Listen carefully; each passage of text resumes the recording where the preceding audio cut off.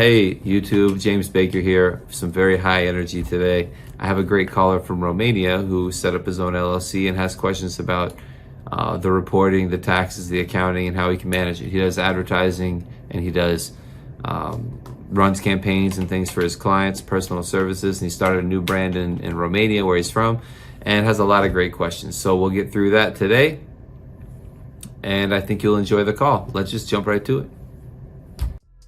Haven't done my taxes, I'm too turned up.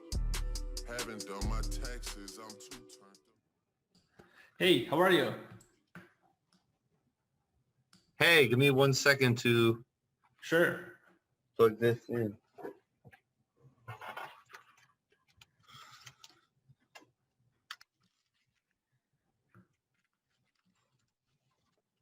Remus, Hey. right? Yeah, Remus, you got it right. How are you? I'm doing great. Nice to speak with you today. How are you doing? Well, amazing since I established my LLC in the States, to be honest. Great. So I checked out the notes a little bit. You're from Canada, right? From Romania, actually, Eastern Europe. Oh, okay. It's on the notes. It said Canadian buying is properties. Are you buying? Maybe Nope, that's. Oh, that's a think- different one. That's a different one. yeah, Hold it's a on. different one. Yep. I put some notes in there for stocks, so I was more interested in stocks rather than houses for now. No, I have a call. My team is taking the other call. My bad. Okay, so this is. You're in Romania, you have an LLC, you have advertising, consulting, memberships, and you want to do investments. Okay, a lot of stuff going on. So tell me about your business. What's going on? Yeah, so short background info. So I established it in March 21. I'm speaking strictly of the LLC now. I got my EIN late April sometime, and immediately I started moving all the business that I had on my Romanian company on the LLC. So basically all the business is done there now. The company that I have, it's a marketing agency after all. This is the basis of it. And I'm also doing consulting for some of my clients, but most of them as of right now are done for you services and are usually clients from the United States, like 90% of them. Okay. And I also have because we're a marketing agency and we sometimes have a lot of time on our plates, we create in-house projects. And one of this project was actually creating a fitness product and creating a brand around that fitness product, which is targeted as of right now solely to, it's an ebook and it's targeted solely to Romanian customers. Okay. So that's going through the LLC as well. Okay. So this is pretty much what the business is. So it's the high ticket clients, which are usually direct depositing into my bank account in the US. And there's the in-house projects, which are smaller clients, obviously, like it's a small ticket price there, Romanian clients, and they're paying through Stripe. And Stripe then deposits into my bank account, obviously. Okay. So this is what happens here. So I've watched a ton of your videos and I love them. I like your channel. I binge watch it for the last 2 months. Thanks for supporting the channel. That's awesome. And so for the most part, my understanding is that I don't have to pay any US taxes as long as I'm not breaking the ETOB rule. Yeah, no, effectively, no effectively connected income. And I mean, it's all done digitally from Romania, so it's pretty straightforward for you. Okay, yeah. So there's no taxes on that one. As far as I know, I don't have to pay any sales tax because that only for physical products in the US. Correct. That's all exactly. It's only on no sales taxes on services. Okay, perfect. Well, now getting this out of the way, I have actually one more tax question. What about personal expenses? Dividends I know are for C Corps, so it's not for me. But so for example, I don't know, I go out and withdraw $500 from the ATM for personal stuff. Is that taxable? Is it non-taxable in the US? No, I mean, it's not taxable. It would be like a non-dividend distribution. So it's still a distribution. It's just not a dividend. So all personal things I would consider distributions when you're doing your accounting. Okay. Right now I'm I've made a chart of accounts, which is called LLC personal member expenses and everything that Yeah, it's that's a fine. personal Yeah. Okay, so that's fine. Cool. Um, I have another question here. This wasn't on my list originally because it just happened to me last week. So I'm using Brex and Mercury as my banks, and Brex closed my account last week because apparently I don't have a physical operating address in the United States. When I signed up with them, I used my registered agent's address, Yeah. and I found out later that this is not okay to use. Well, the And registered agent, they're not going to forward you most of them, unless you agree with them beforehand. They're not going to forward your mail or do anything. It's just only for official correspondence from the state. okay, they are actually forwarding my mail because I've arranged that with them Yeah. beforehand. Okay. So if you pay them to do that, then yeah. And I've also, so when this happened, that Brex closing my account, um, so I've also bought from my registered agent in Wyoming. Sorry, I forgot to mention that. I bought a unique address, which gives me a unique suite number inside their office building. Does this qualify for a bank as a physical operating address?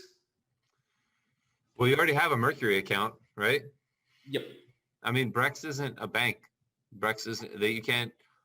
I use Brex too. I use all the stuff. So I have a Brex account too. It's not really a bank. You have to send money there to cover your expenses. Just an easier way to spend your money for sometimes. So uh, it's not. So what happens a lot is these entities, these companies, these financial institutions or whatever, these financial startups, they want a physical address in the U.S.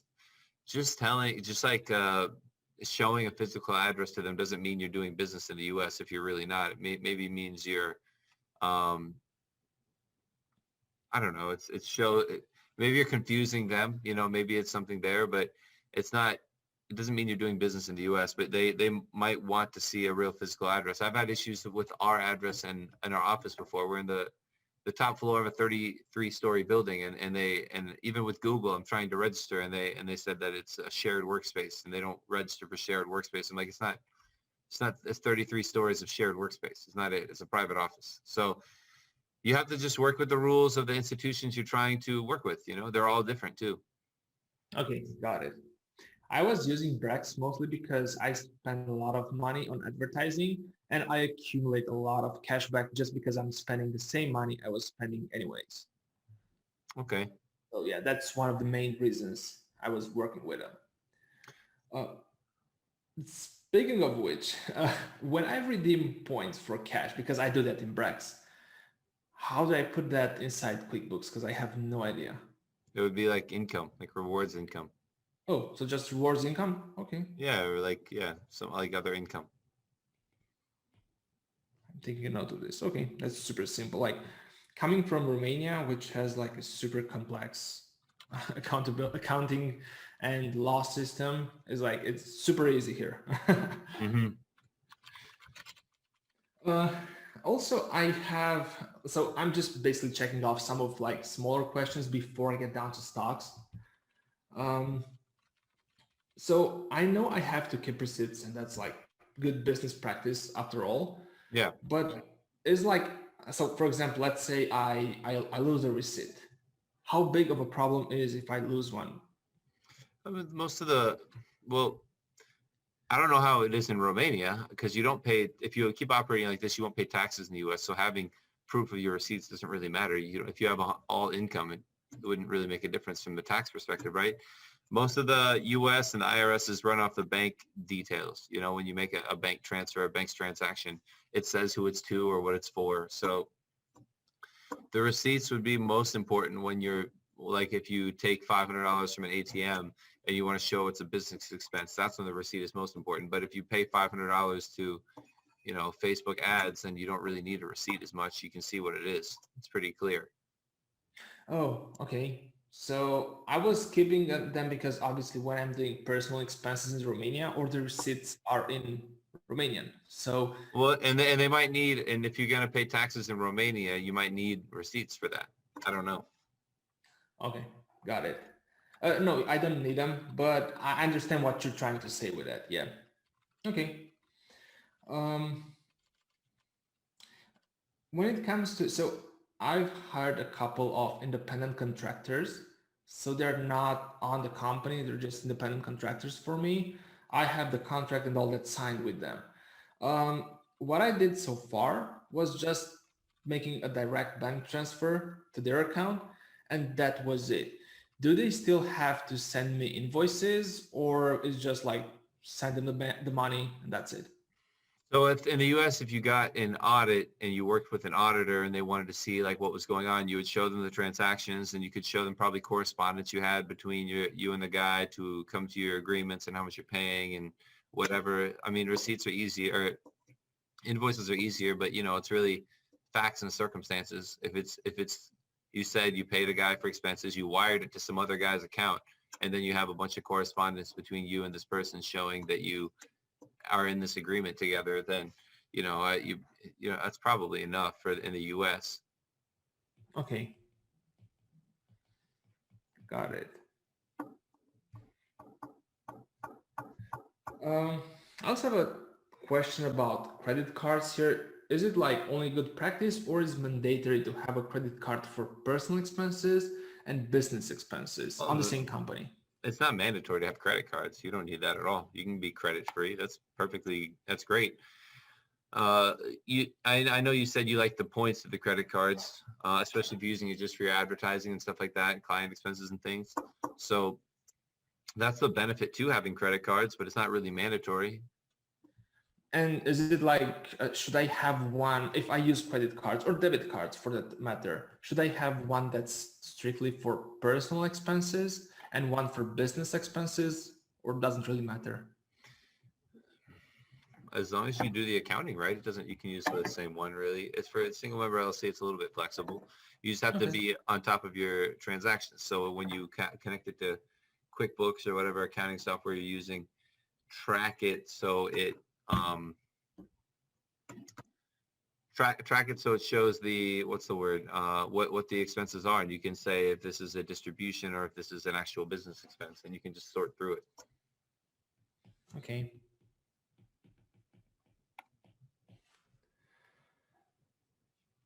Um, and do I have to make, I don't know, like categorize the, when I withdraw cash out of an ATM, do I have to categorize it especially in QuickBooks? I was just putting it personal expense if it was a personal expense. If it's a personal expense, that's fine. Just put them all together, personal expenses, because that's what you would report on your 5472 at the end of the year is distributions, personal distributions.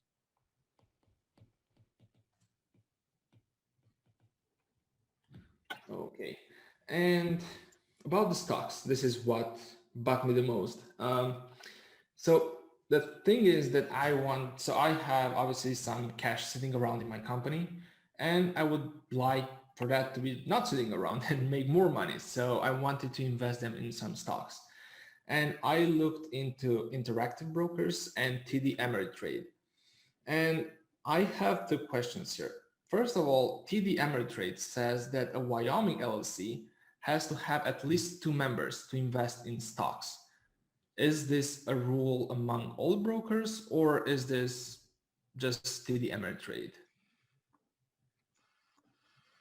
You can do TD Ameritrade personally, and not through your LLC. It's kind of the same thing, you know. So it's probably easier to do it personally instead of using your LLC. Uh, the brokerages are very inconsistent, and I've had a lot of problems with all my clients. Not all my clients, but with the clients that have asked me for help with this. I have a lot of clients who had problems with the brokerages, and like getting a multi-member LLC open or getting a single member LLC open is tougher. It seems to be Interactive Brokers is generally easier, and using a partnership, a multi-member LLC makes more sense for them, I guess, as they want to work with U.S. people, and you can consider that a U.S. person. But yeah, that's what I would say. It's easier to, if you're going to do it for a single member LLC, you might as well just do it in your own name because it'll be easier to open the account. Okay. Uh, I was trying to do it in the LLC name just because it's easier for tax purpose when it comes to Romania. But that's like the main reason why I wanted it like that. Um, It can still be done. You just have to keep working with them. I work at TradeStation too. It's crazy that they like there isn't an easier option for non-residents who want to invest because there's a lot of people that want to do it, but it's just the online systems and these brokerages don't make it easy. okay, okay. And so if I were to invest in my personal name and using the business debit card to fund the account, it would be a personal expense after all, right? It would be a distribution. A distribution, yeah, exactly. And otherwise, if I would set up an LLC brokerage account, how would I categorize that? So other like in investments, you know, it's just another bank account, another account that might generate income. Oh, okay. So that's it.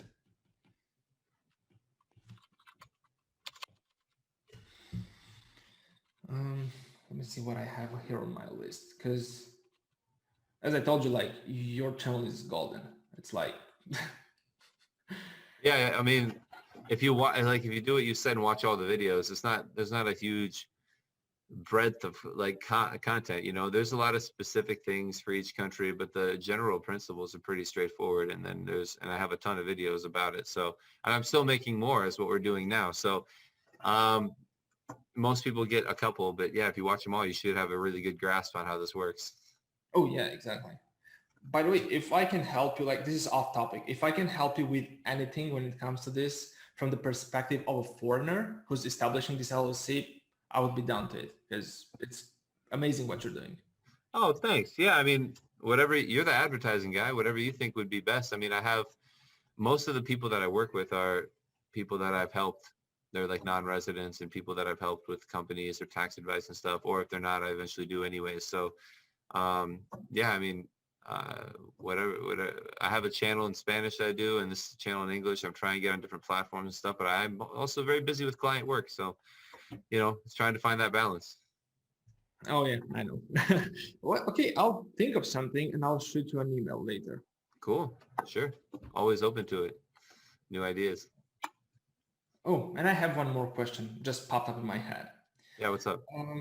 So the fiscal year ends December 31st, right? So everything till then, and I have time to report it until April 15th next year. Yeah. And let's assume I've had an income of $10,000 on the LLC till the end of the year, and I spent on business expenses $9,000. Does that make the LLC pass through on my personal name only $1,000, or You know the what's whole?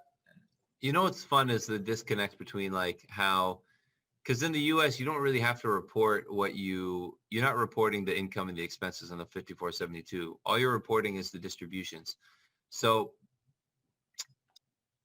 you could like what you report in the US and in Romania could be kind of different. You know, you could say all those expense distributions were expenses. Let's say maybe you can call it compensation paid to yourself or something, and maybe you can lower the income that way, or maybe you leave more money in the company so that it looks like you have less distributions. I don't know. There could be maybe you can find a sweet spot of how you report in the U.S. and how you report in Romania to lower your taxes in Romania. Okay. Just because you're not, it's hard to word it this way, but just because you're not sharing the net income with the U.S. on an official form, you can play with it before you send it to Romania, because a lot of countries in Europe and I guess outside of the U.S. are only going to see or deal with what you actually transfer to the country in terms of like wire transfers. Everything else they wouldn't know about and they're not going to aggressively seek. So just something to think about. You got to find the James Baker of Romania and see how they going to advise you on how to do this stuff, because I don't know all the countries. Oh yeah, I know. Well, there's no James Baker in Romania, unfortunately. There's nobody that's so niche down here, so Yeah. to speak. But I've read the law here a lot because like I'm in business for over 5 years now. So I've been back and forth with the Romanian system for a while. The thing is that in Romania, as a general rule of thumb, you would have to pay taxes on every single income you make, even though you've spent most of it already. So if I made $10,000 and spent 9,000 on business expenses, theoretically, I would still have to pay taxes on the 10K. And that's not very good. The rate has to be low then. It's a tax on your gross sales. It depends. It's between 16 to 19%. Yeah, I know. That's kind of weird to tax. Okay, what if you have a low margin business? What if you're selling pieces of plastic and you make a penny each one? You're not gonna I know. it wouldn't work. I know. That's pretty much what they're doing. This is why my ex business went bankrupt, because I didn't know about this back then.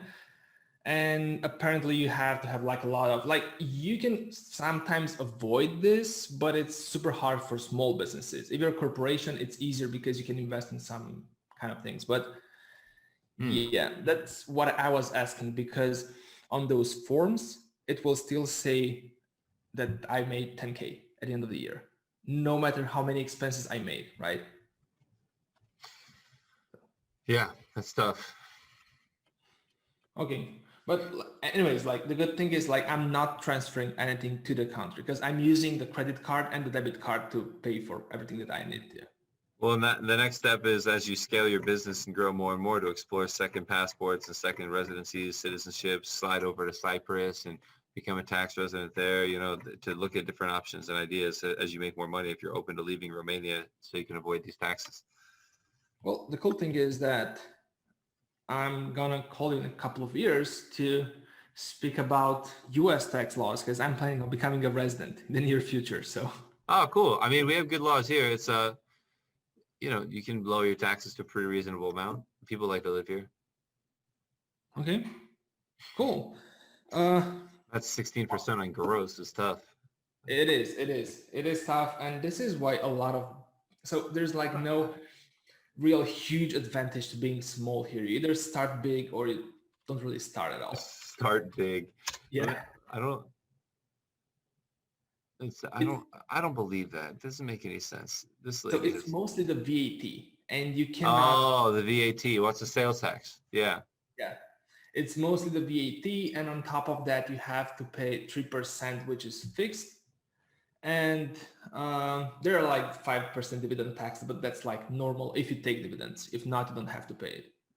The tax will, okay, 16% if you perform independent activities. Yep.